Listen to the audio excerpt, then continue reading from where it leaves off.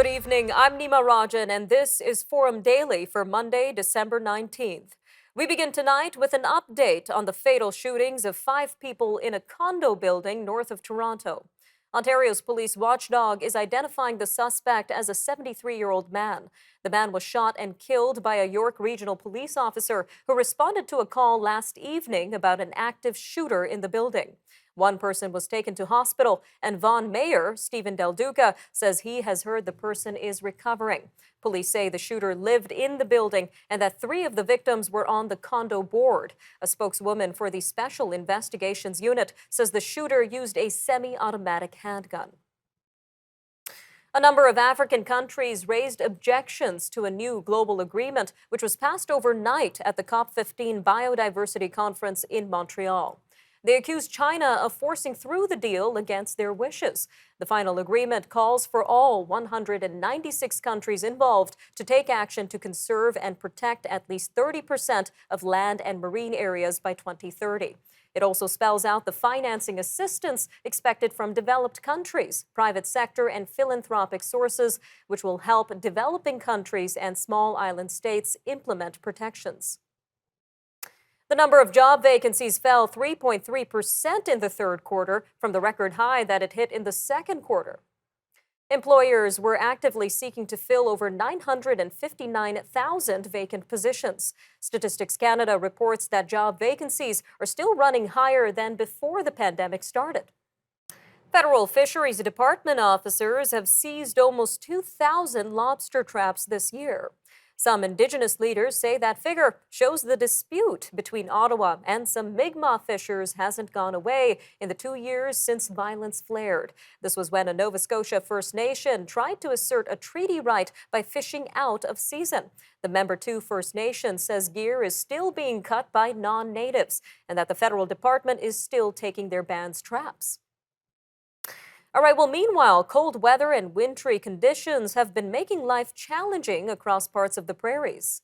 In Calgary, Heritage Park's final weekend of Once Upon a Christmas was forced to downsize yesterday due to the extreme cold.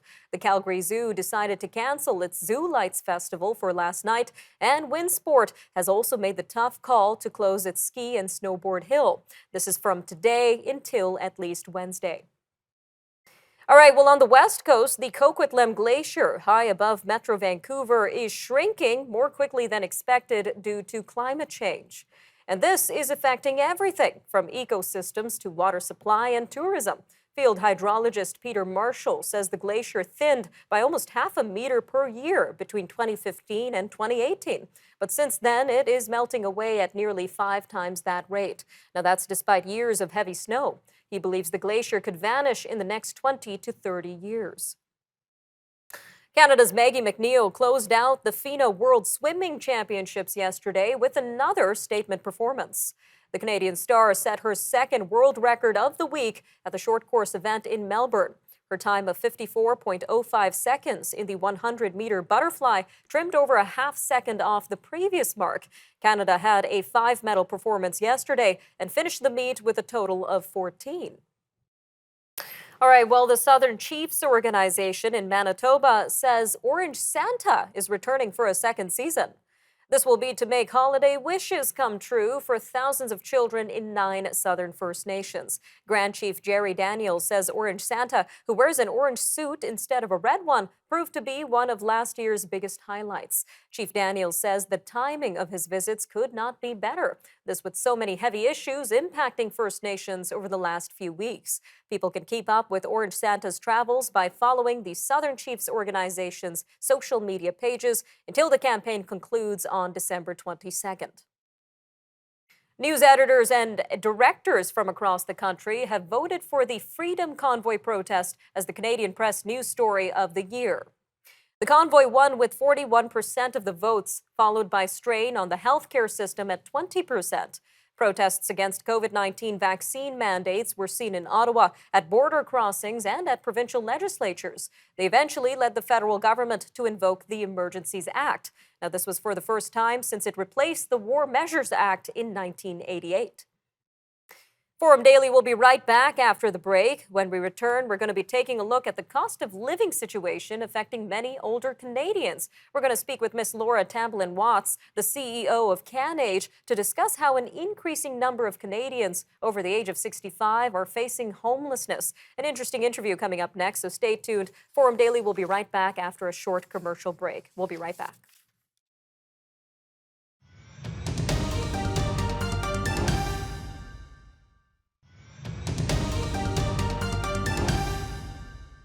A seniors advocate says as prices soar, many older Canadians are facing choices between heating their homes or buying food. CanAge CEO Laura Tamblyn Watts says many Canadians over the age of 65 are experiencing poverty for the first time, and an increasing number are becoming homeless. Food banks in Alberta have been seeing a more than 70% jump in demand for their services over the past few years. Well, with us now to discuss the situation facing many older Canadians, especially amid the holiday season, is Miss Laura Tamblyn Watts herself. Ma'am, welcome to Forum Daily. Thank you. Now, we hear a lot about how the rising cost of living is impacting Canadians in general, but how do the unique experiences of seniors compare to other demographics in Canada in terms of this? Certainly, living on a fixed income means that as costs rise, your pension may not rise to match it. And that's the experience of most Canadians. So if you're looking at what you had before and what the costs are now, that difference is really hard to make up if you're not earning new money. And that means everything is more expensive. And all of this comes amid the peak or following the peak of the pandemic when seniors were most at risk. So, how have seniors been impacted both socially, financially, even mentally following the pandemic?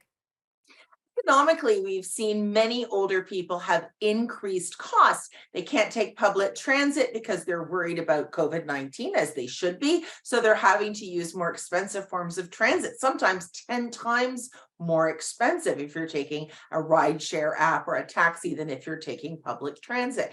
We're also having increased delivery costs where older people may have been able to go to the grocery store or the pharmacy. They're now, of course, using delivery services to keep themselves more safe. All of those things add up. Additionally, many older people who didn't use the internet or telephone as much in terms of smartphone costs have really had to add those costs. And we all know how expensive those pieces are in Canada compared to other countries. Those are additional costs as well. So the whole piece added together, it's been a real economic strain. Socially, we know that older people are more isolated than they've ever been. And social isolation and loneliness is as bad for us as smoking 15 cigarettes a day and can take up to 8 years off a person's life. That means increased cognitive impairment as we have less stimulation. It also means increases in concerns about how your body is moving. The less social stimulation you have, also the less physical stimulation you have. And that means older people are going downhill faster than we would ever wish that to happen. Downhill indeed, ma'am. Now, you mentioned many seniors are also experiencing poverty for the first time. So, can you tell us a little bit more about this and what this looks like in Canada?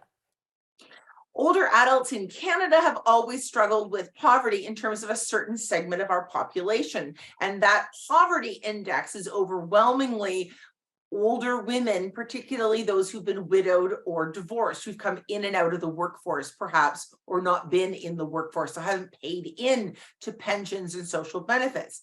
But we are seeing now even couples, perhaps who had a more solid pension or their own savings, falling into poverty as costs of the consumer price index have skyrocketed and the cost of lending now is tighter than ever before. So some people were using debt as a way of getting through, as many of us do. But when we see the cost of our interest rates skyrocketing, those debt costs now have to be paid back at a higher rate than they bargained for. All of this means there's less money at the end of the day. Now, a little over a minute left here, but what sort of immediate supports are available right now for older Canadians who may be watching this right now? In some provinces, and Nova Scotia is a good example, they're actually cutting checks to help older people. There's one-time payments, and those can assist. Some governments, like in Ontario, are playing with tax rebates. And again, money in the hands of seniors are what helps most. Make sure that as you're thinking about coming into tax season, you are keeping your receipts. I know that that sounds like a thing we always talk about, but there's lots of additional tax benefits, caregiving benefits, and disability benefits that you might not think apply to you, but they do. So that can help as well. But I have to say, look out for your neighbor this holiday season. Food banks are skyrocketing in their need and donations are down. An important message right there, ma'am. Thank you again for your time today on Forum Daily. Thank you.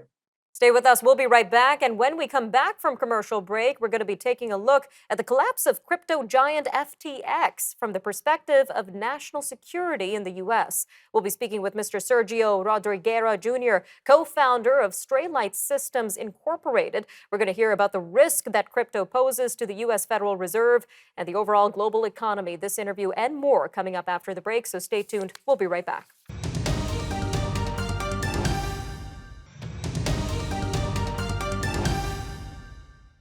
The fall of crypto giant FTX has undoubtedly sent shockwaves throughout the world of crypto, but some cybersecurity experts are calling this a win for America's national security.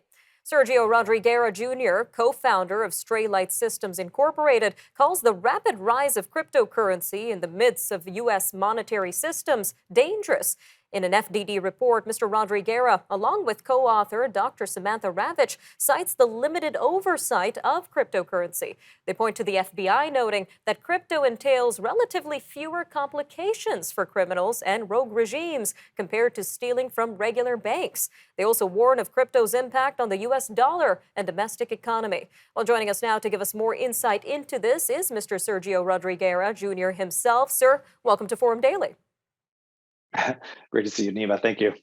So from this report, it seems the rapid rise of crypto poses a massive risk to the U.S. Federal Reserve and the economy.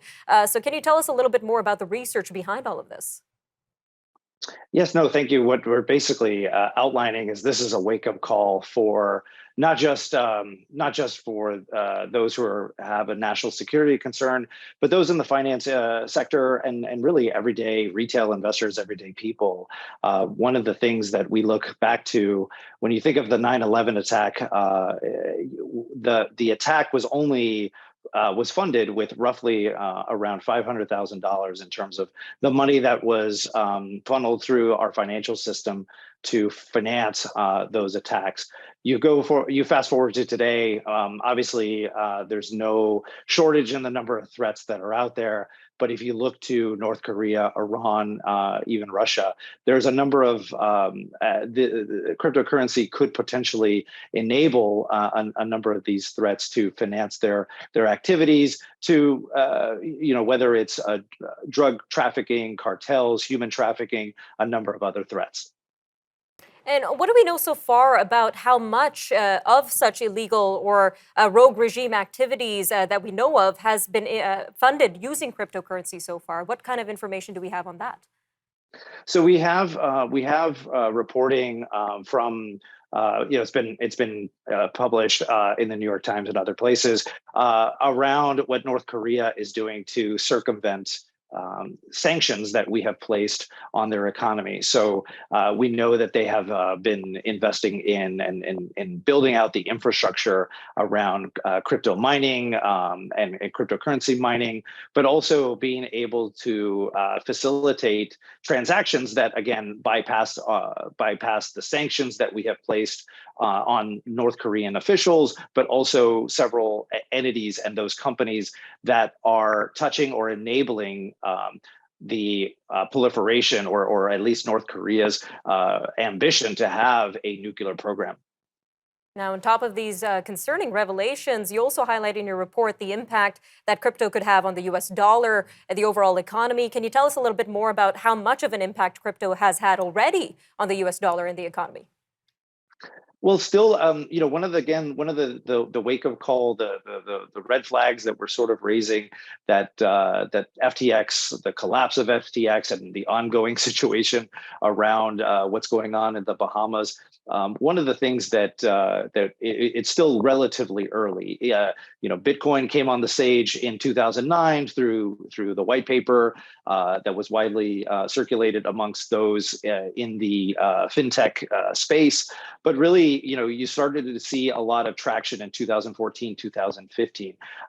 So what we're saying is it's best to address what is happening in cryptocurrency, again, especially after FTX, through regulation. And that left unchecked, this could potentially, like I said, if we look to 9/11, it didn't take a lot of money, but also the fact that the dollars and the way in which cryptocurrencies can move, right? We're talking about talking about speed in terms of obviously this is borderless, right? So we're not talking about obviously there are challenges in and around cash. Some of the research in the background that my esteemed colleague and I have was tracking financial facilitators and bad actors in moving money.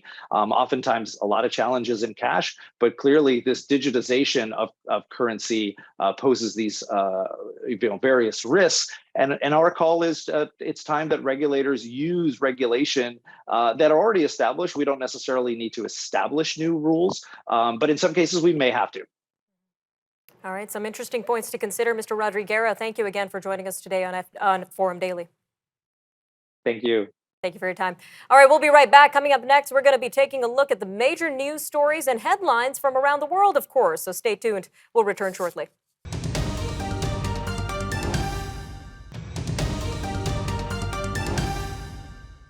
Ukrainian President Volodymyr Zelensky is describing the unrelenting daily barrages by Russian forces as terror. This comes after 23 self-exploding drones attacked Kyiv before dawn this morning. Mr. Zelensky is once again pleading for Western countries to send sophisticated air defense systems as winter tightens its grip. Mr. Zelensky says a 100% air defense shield for Ukraine will be one of the most successful steps against Russian aggression, and that it is needed right now. Meanwhile, amid the conflict in Ukraine and tensions with the West, Russian warships have set off to take part in a joint naval exercise with China. It is an exercise that showcases increasingly close defense ties between the two countries as both face tensions with the U.S. The Russian Defense Ministry said on Monday that a missile cruiser, a destroyer, and 2 corvettes of Russia's Pacific Fleet left to take part in maneuvers in the East China Sea starting Wednesday. It says the Chinese Navy plans to deploy several surface warships and a submarine for the exercise. Moving to a tragedy in Afghanistan, where a Taliban government spokesman says the death toll from a Saturday night fuel tanker explosion has climbed to 31. He said today that more bodies were pulled out from the site in a tunnel north of the Afghan capital, and rescuers continue to search for survivors. The cause of the blast in Salang Tunnel remains unclear. The tunnel was originally built in the 1960s to assist the Soviet invasion. It is a key link between North and South Afghanistan. All right, well, south of our border, winter weather is expected to hamper oil spill recovery efforts in the U.S. Calgary-based TC Energy says cold weather in the forecast in Kansas may slow efforts to recover oil, which spilled from its Keystone pipeline leak nearly 2 weeks ago. The company says it has recovered more than 7,200 barrels of oil from a creek so far. The spill of 14,000 barrels is the worst leak in the pipeline's history. All right, well, on the other side of the Atlantic, Dutch Prime Minister Mark Rutte has issued a formal apology. This is for his country's historical role in slavery and the slave trade. His 20-minute speech at the National Archive was met with silence. Some activist groups had gone to court to try to block Mr. Rutte giving the speech today. They wanted him to wait until next year's July 1st anniversary of the country's abolition of slavery. The European Union has accused Facebook parent Meta of breaching the bloc's antitrust rules. This is by distorting competition in the online classified ads business. The bloc's executive commission said today it takes issue with the tech company tying its online classified ad business, Facebook Marketplace, to Facebook. The European Commission says that means that Facebook users automatically have access to Marketplace whether they want it or not. Companies that breach EU antitrust rules can be hit with hefty fines. Meanwhile, the drama continues with Twitter after its takeover by billionaire Elon Musk. More than 57% of 17.5 million users who responded to a Twitter poll that was created by Mr. Musk say he should step down as head of the company. It's not clear if he will abide by the results of his 12-hour-long poll. Mr. Musk asked Twitter users to decide if he should remain in charge. This comes after he admitted that he made a mistake in launching new speech restrictions, which banned mentions of rival social media websites on Twitter. Well, long before the pandemic, many adults turned to toys to tap into their inner childhood for comfort. But all the stresses from the health crisis and months of forced isolation accelerated the trend. Industry experts and toy makers see the behavior as long-lasting, and they are creating new products, services, and websites aimed at the adult audience. Starting early this year, Mattel's American Girl Cafe added more adult fare, like beet and goat cheese salads and cocktails. Last year, Build-A-Bear launched a site called Bear Cave, aimed at the 18-year-old and beyond. Argentina won the World Cup on Sunday, and Lionel Messi finally got to hoist the trophy, further bolstering his legacy among soccer's greats. Argentina defeated France 4-2 in penalty kicks after being tied 3-3 following extra time yesterday in Qatar. Mr. Messi scored twice and also netted one in penalties. France's Kylian Mbappe led the charge, bringing his side back from a 2-0 deficit, then a 3-2 deficit in extra time. On top of his hat trick, the 23-year-old also scored in penalties. All right, I'm Nima Rajan, and that'll do it for your look at national and international news for today. Remember, for more news on demand, you could always visit our website, thenewsforum.ca, and follow us on social media. Take care, Canada. We'll see you next time.